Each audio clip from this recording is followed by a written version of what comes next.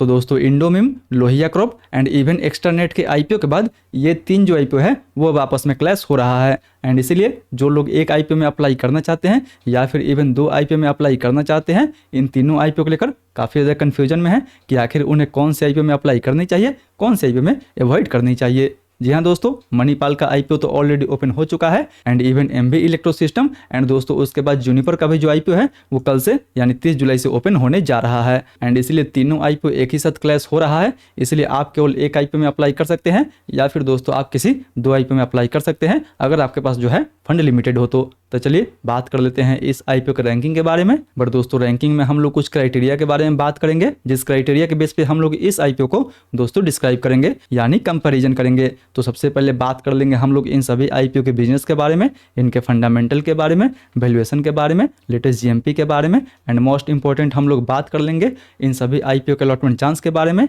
कि आखिर इन सब आईपीओ में आपको अलॉटमेंट मिलेगा या फिर नहीं मिलेगा, कौन से आईपीओ में आपको अप्लाई करनी चाहिए, कौन से आईपीओ को अवॉइड करनी चाहिए। तो चलिए बिना आपका समय गंवाए सीधा वीडियो में आगे बढ़ते हैं। लेकिन उससे पहले दोस्तों अगर आपको वीडियो अच्छा लगे तो वीडियो को एक लाइक देके मेरा हौसला जरूर बढ़ाइए। फिर चलिए सीधा आगे बढ़ते हैं और बात कर लेते हैं कंपनी के बिजनेस के बारे में कि आखिर ये सब कंपनी कौन से सेक्टर से बिलोंग करती है, कंपनी का मेन रेवेन्यू सोर्स क्या है। तो अगर बात कर ले इन सभी आईपीओ के बिजनेस के बारे में तो दोस्तों मणिपाल जो है वो हॉस्पिटल चलाने का काम करती है। In terms of bed capacity देखा जाए तो ये इंडिया की सबसे बड़ा प्राइवेट हॉस्पिटल चेन है, यानी ये इंडिया में private multi speciality hospital chain चलाने के लिए जानी जाती है। बात कर ले एमबी इलेक्ट्रो सिस्टम्स के बारे में तो दोस्तों ये जो है वो रेलवे को इलेक्ट्रिकल कंट्रोल सिस्टम प्रोवाइड करती है। जी हाँ, ट्रेन को चलने के लिए दोस्तों बिजली की आवश्यकता होती है एंड उस बिजली को कंट्रोल करने के लिए, उस इलेक्ट्रिसिटी को कंट्रोल करने के लिए जो भी दोस्तों प्रोडक्ट यूज होता है, जो भी कंपोनेंट यूज होता है, ये कंपनी उसको बनाती भी है एंड रेलवे को इवन सप्लाई भी करती है। बात कर ले जूनिपर ग्रीन के बारे में तो ये कंपनी रिन्यूएबल एनर्जी सेक्टर से बिलोंग करती है,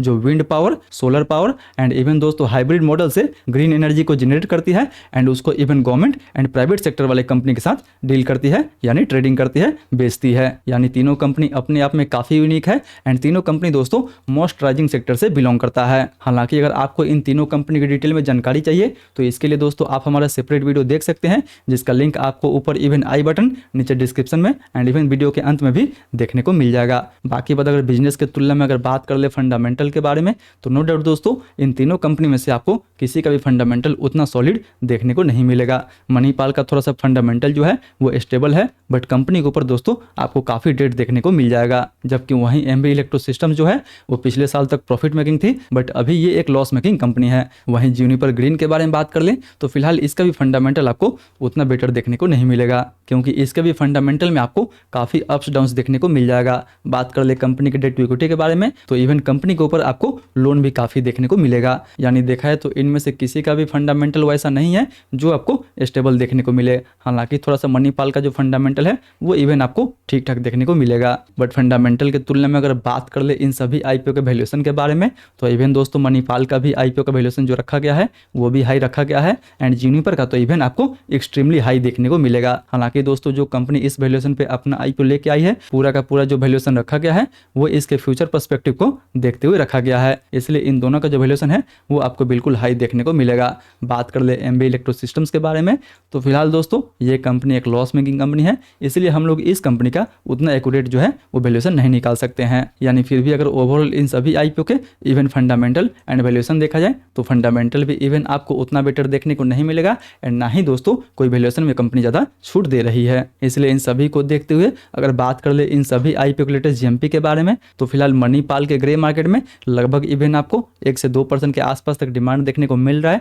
जबकि एमबी इलेक्ट्रो सिस्टम्स में इवन आपको 25% के आसपास तक डिमांड देखने को मिल रहा है एंड वहीं जूनिपर ग्रीन में लगभग आपको 8 से 10% के आसपास तक डिमांड देखने को मिल रहा है। यानी ऐसे सिचुएशंस में देखा जाए तो अगर आप एमबी इलेक्ट्रो सिस्टम्स के आईपीओ में अप्लाई करते हैं एंड बाय द वे दोस्तों अगर आपको अलॉटमेंट मिल जाता है तो मे भी आराम से आपको इस आईपीओ में लगभग 3500 के आसपास तक इजी प्रॉफिट देखने को मिल सकता है। जबकि इवन अगर जूनिपर ग्रीन में देखा जाए तो लगभग दोस्तों इसमें आपको 1000 से 1500 के आसपास तक इजी प्रॉफिट देखने को मिल सकता है अगर इस जीएमपी पे लिस्ट होता है तब। जबकि अगर बात कर ले मणिपाल के बारे में तो फिलहाल ग्रे मार्केट में इसका 1-2% के आसपास तक डिमांड चल रहा है, जिस पे हम उतना भरोसा भी नहीं कर सकते हैं, क्योंकि कब ये डिमांड दोस्तों माइनस में चला जाए ये कोई नहीं जानता है। इसलिए फिलहाल हम तो 1-2% के जीएमपी पे बिल्कुल भरोसा नहीं करेंगे। इसलिए अगर फाइनली देखा जाए तो फिलहाल अभी तक सबसे अच्छा जो डिमांड चल रहा है वो दोस्तों इवन आपको एमबी इलेक्ट्रो सिस्टम्स के आईपीओ में देखने को मिल रहा है। बाकी जूनिपर ग्रीन का भी ग्रे मार्केट में उतना सॉलिड आपको डिमांड देखने को नहीं मिल रहा है, 8 से 10% के आसपास तक डिमांड बना हुआ है।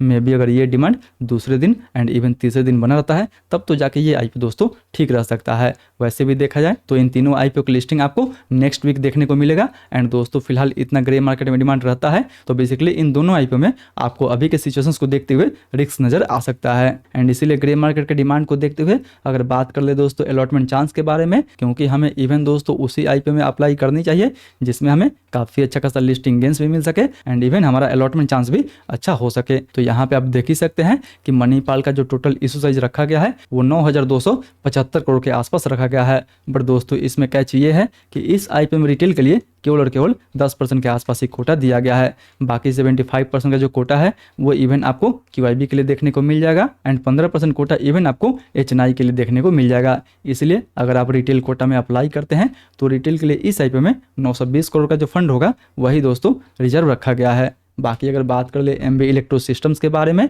तो इसका जो टोटल साइज है लगभग 290 करोड़ के आसपास होने वाला है। एंड इस आईपीओ में भी रिटेल का जो कोटा है दोस्तों वो 10% के आसपास रहने वाला है। जी हाँ, ये आईपीओ एक लॉस मेकिंग कंपनी है, इसलिए इस आईपीओ में रिटेल का जो कोटा रखा गया है वो 10% के आसपास ही रहने वाला है। यानी इस आईपीओ में लगभग 29 करोड़ का जो फंड होगा वही रिटेल के लिए रिजर्व रखा जाएगा। बात कर ले जूनिपर ग्रीन के बारे में तो फिलहाल कंपनी का जो टोटल साइज है लगभग 1800 करोड़ के आसपास है। एंड इसमें लगभग आपको रिटेल का जो कोटा रखा गया है वो दोस्तों 35% के आसपास रखा गया है। यानी अगर इसमें आप अप्लाई करते हैं तो रिटेल के लिए इस आईपीओ में वही लगभग 630 करोड़ के आसपास जो फंड है वो दोस्तों रिजर्व रखा गया है। यानी इवन देखा जाए तो मणिपाल में आपके लिए 920 करोड़ का फंड रखा गया है, एमबी इलेक्ट्रो सिस्टम्स में केवल और केवल 29 करोड़ का फंड रखा गया है, जबकि दोस्तों जूनिपर में लगभग 630 करोड़ का फंड रखा गया है रिटेल के लिए। इसलिए रिटेल कोटा में सबसे ज़्यादा जो अलॉटमेंट चांस बनेगा वो दोस्तों इवन मणिपाल में बन सकता है, सेकंड नंबर पे जूनिपर पे बन सकता है एंड थर्ड नंबर में अलॉटमेंट चांस वाइज दोस्तों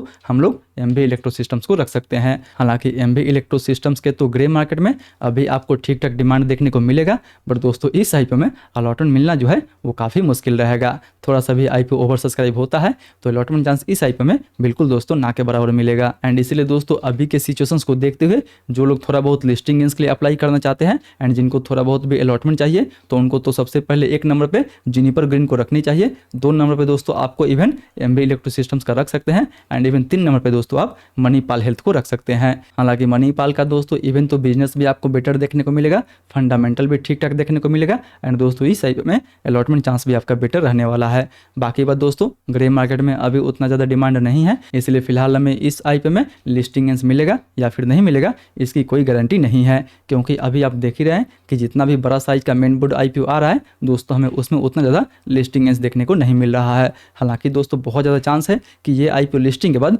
अच्छा खासा रिटर्न बना के दे सकती है, बट अभी केवल और केवल हम लोग लिस्टिंग गेंस के बारे में बात करें तो दोस्तों लिस्टिंग गेंस के लिए हमें 2 आईपीओ पे फोकस करनी चाहिए, एक एमबी इलेक्ट्रो सिस्टम्स पे एंड दूसरा दोस्तों जूनिपर ग्रीन पे। अगर आपको केवल और केवल लिस्टिंग गेंस से मतलब है, अलॉटमेंट से नहीं मतलब है, आप रिस्क ले सकते हैं तो बिल्कुल दोस्तों पहले नंबर पे आपको एमबी इलेक्ट्रो सिस्टम्स को रखनी चाहिए। एंड दोस्तों अगर आपको अलॉटमेंट भी चाहिए एंड थोड़ा बहुत लिस्टिंग गेंस भी चाहिए तो 1 नंबर पे आप जूनिपर ग्रीन को रख सकते हैं, क्योंकि जूनिपर ग्रीन के मार्केट में तो अभी थोड़ा बहुत आपको डिमांड भी देखने को मिल रहा है एंड इसमें अलॉटमेंट चांस भी काफ़ी अच्छा होने वाला है। बाकी एमबी इलेक्ट्रो सिस्टम्स में अगर आप दोस्तों अप्लाई भी कर देते हैं तो डिमांड तो है बट काफ़ी कम चांस है कि इस आईपीओ में आपको अलॉटमेंट मिले, क्योंकि रिटेल के लिए इस आईपीओ में केवल और केवल 29 करोड़ का जो फंड है वही दोस्तों रखा गया है। इसलिए फिलहाल अभी के सिचुएशंस को देखते हुए केवल और केवल अगर आप लिस्टिंग गेंस के लिए अप्लाई करना चाहते हैं तो इवन आप जूनिपर में एंड इवन आप एमबी इलेक्ट्रो सिस्टम्स के आईपीओ पे फोकस कर सकते हैं। बाकी बात दोस्तों मणिपाल के आईपीओ को हम लोग लिस्टिंग के बाद देखेंगे। सो दोस्तों ये तो था मेरा पूरा व्यू